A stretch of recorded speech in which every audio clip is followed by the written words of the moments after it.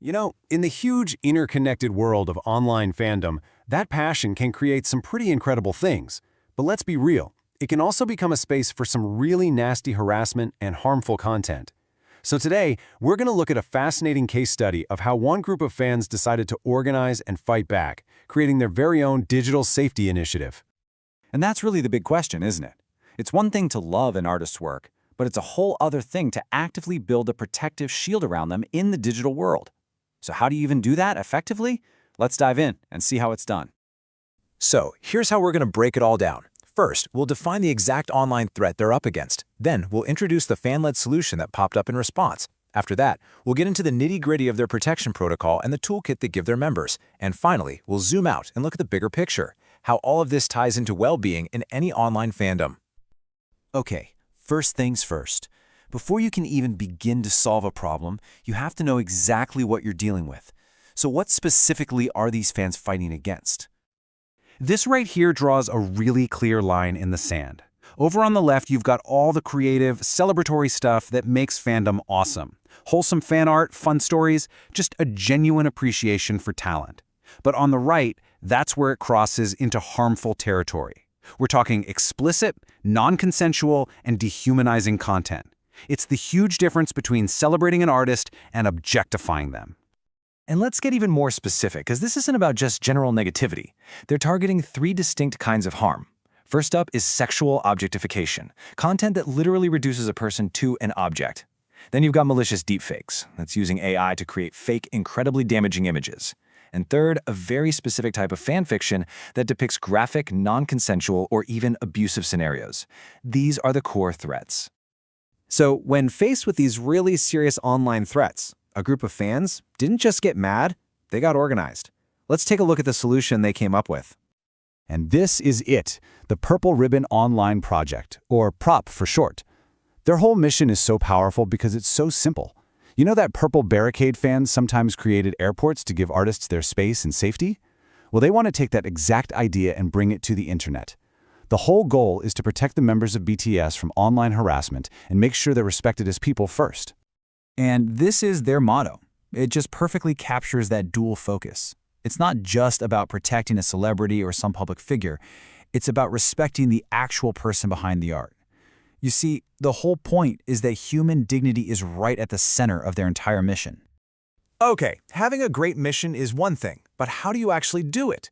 This is where PROP becomes a masterclass in organized, strategic action. Let's break down their actual protection protocol.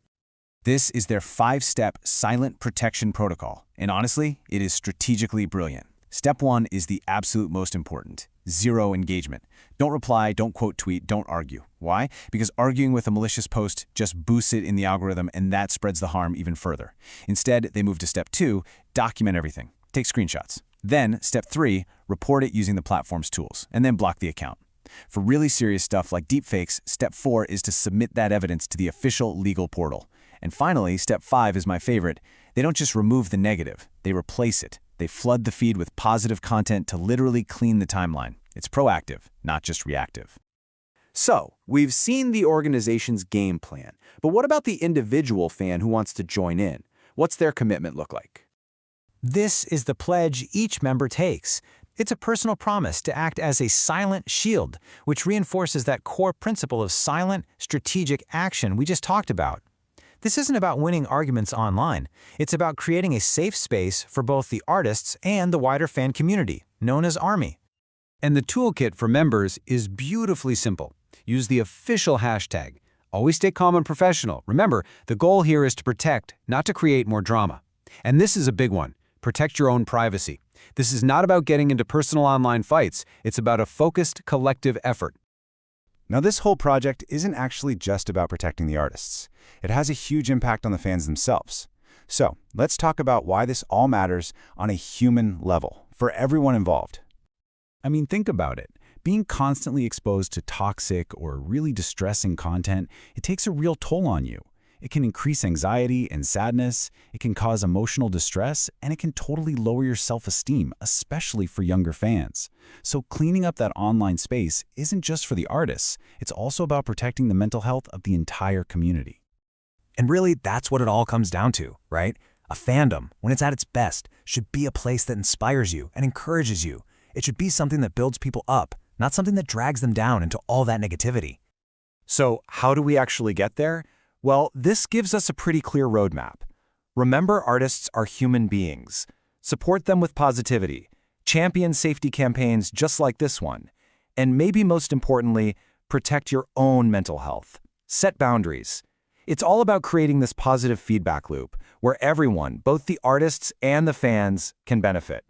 So we'll end with this thought. The Purple Ribbon Project is one community's answer to creating a safer, healthier space online. And it kind of makes you wonder, right? What are the basic principles that could make all of our online communities better? What does a truly healthy online space actually look like to you?